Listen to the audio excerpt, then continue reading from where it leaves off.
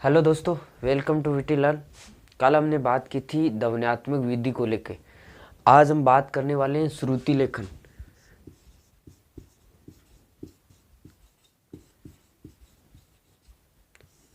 श्रुति लेखन विधि। देखिए, श्रुति यानी श्रवण, यानी सुनना और सुनकर के लिखना, वो क्या है? श्रुति लेखन यानी सुनकर लिखना। एक होता है सुलेख और एक होता है अनुलेख, यानी सुंदर लेख, सुलेख। अक्सर आपने देखा होगा कि छोटी कक्षाओं में हम सुलेख डालते हैं हिंदी वाली कॉपी में, तो वो क्या है?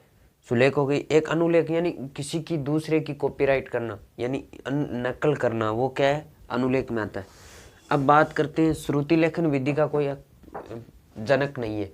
अक्सर कई किताबों में हमें देखने को मिलता है कि इसका ये जनक है, तो वो किस हिसाब से उन्होंने लिखा है हमें मालूम नहीं है, लेकिन इसका कोई पर्टिकुलर जनक नहीं है। अब बात करते हैं इसमें होता क्या है। देखिए, जब एक शिक्षक होता है, वो बच्चे को भाषा शुद्धता के लिए सिखाने के लिए वो क्या करता है कि कोई पाठ का अंश ले लेता है, या कोई लेख ले लेता है, या फिर कोई 10-15 कठिन शब्द ले लेता है। वो उनको क्लास में बोलता है और बच्चे पीछे पीछे लिखते हैं। यानी शिक्षक स्वयं शुद्ध बोलता है और वो बच्चे शुद्ध लिखने का प्रयास करते हैं। अब जब बात करते हैं शुद्ध लिखने के बाद, अंतिम में क्या करता है शिक्षक? उनकी जांच करता है। जांच करने के बाद जब पाया जाता है कि ये शब्द गलत हैं कुछ, तो उन शब्दों को, गलत हुए शब्दों को शिक्षक बोल देता है कि इनको 10 बार लिखना है, या 20 बार लिखना है, या एक पेज भरना है। मतलब जो शिक्षक की अपने हिसाब से देखता है कि हाँ, इस बच्चे ने इतने शब्द गलत कर दिए, तो उसके हिसाब से वो देता है कि इसको 10 बार, तुझे 10 बार लिखना है, तुम्हें 20 बार लिखना है, तुम्हें 5 बार लिखना है। तो अपने अपने हिसाब से वो दे देता है। तो इससे क्या है कि बच्चे में शुद्धता, भाषा लिखने की जो वर्तनी होती है वो शुद्ध आ जाती है। तो देखते हैं, बात करते हैं इसको। जब एक शिक्षक बालकों को किसी पाठ का अंश या 20 कठिन शब्द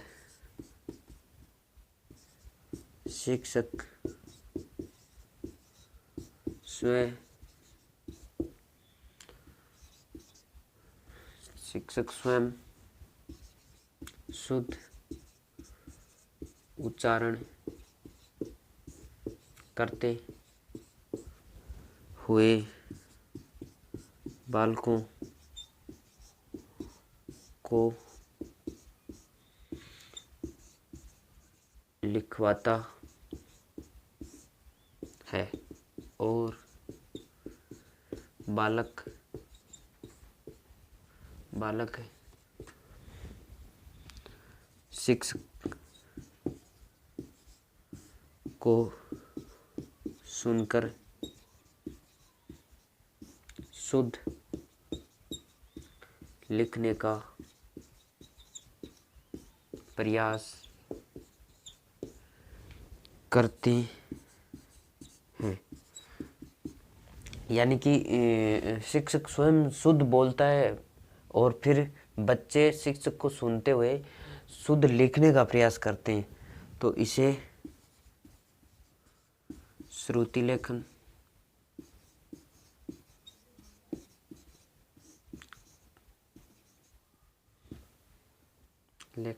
कहते हैं। ठीक है। अब इसके बाद शिक्षक क्या करता है, देखिए।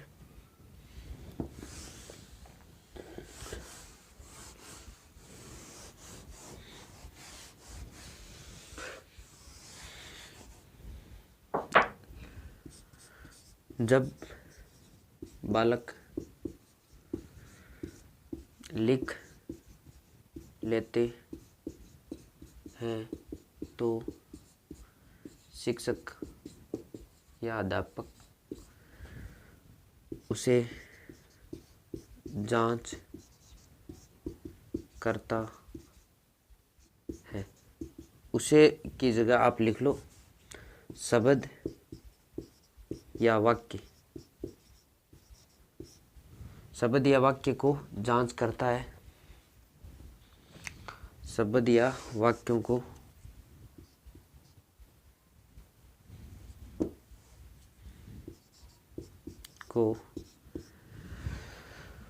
को जांच करता है।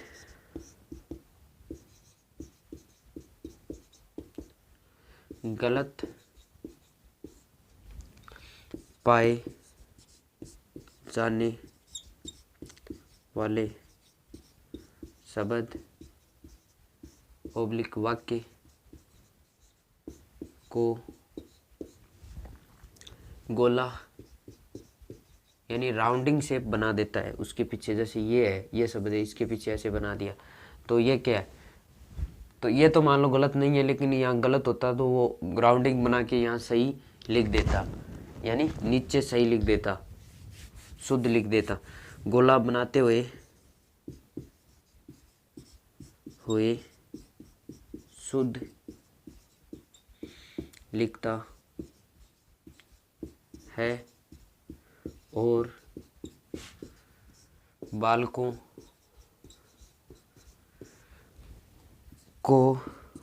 को दोबारा शुद्ध लिखने के लिए 10-10 बार लिखवाता है या लिखने के लिए बोलता है।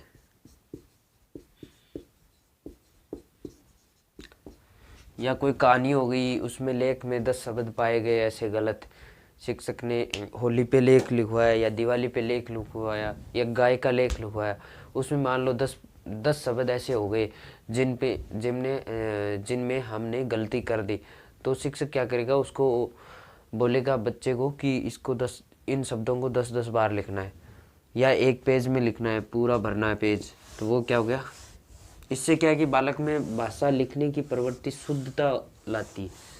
यह विधि भाषा लिखने में शुद्धता लाती है। इसके बाद इस विधि के गुण और दोष की बात करते हैं। तो सबसे पहले है गुण यानी लाभ। गुण क्या क्या है, सबसे पहले तो यह विधि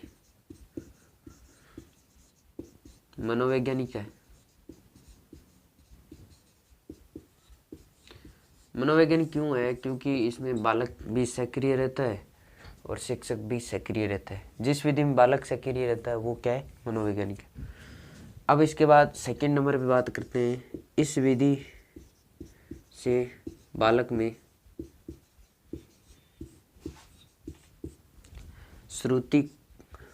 श्रवण कौशल, श्रवण ओब्लिक लेखन कौशल का विकास होता है। श्रवण कौशल और लेखन कौशल 4 होते हैं, आपको पता होगा। उसके बाद 3 नंबर एक और लिख लेते हैं, बालक में शुद्ध वर्तनी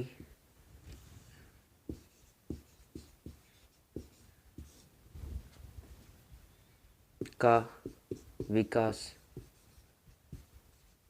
होता है, यानी बालक शुद्ध लिखता है और शुद्ध बोलता है। इसके बाद बात करते हैं इसके दोष। इसके दोष यानी श्रुति लेखन विधि के दोष क्या क्या देखिए। सबसे पहले तो इस विधि में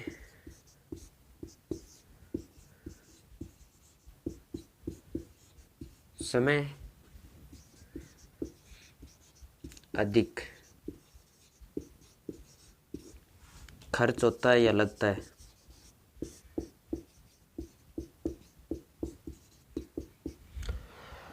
यानी खर्च होता है या लगता है, ऑब्लिक लगता है।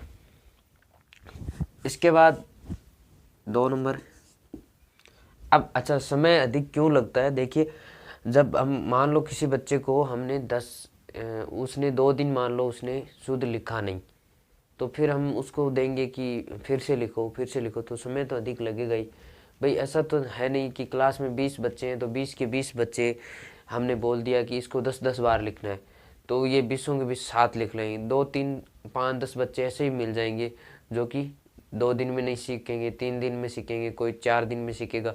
तो इससे क्या है कि समय अधिक खर्च होता है। और एक दूसरी बात यह है इस विधि का दोस्त, योग्य शिक्षकों का अभाव रहता है।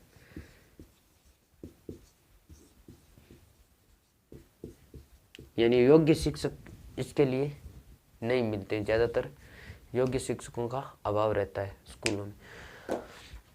ये हुई हमारी श्रुति लेखन विधि।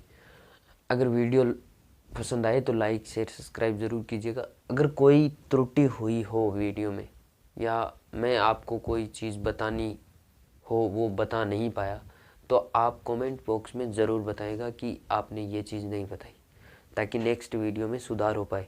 Thank you.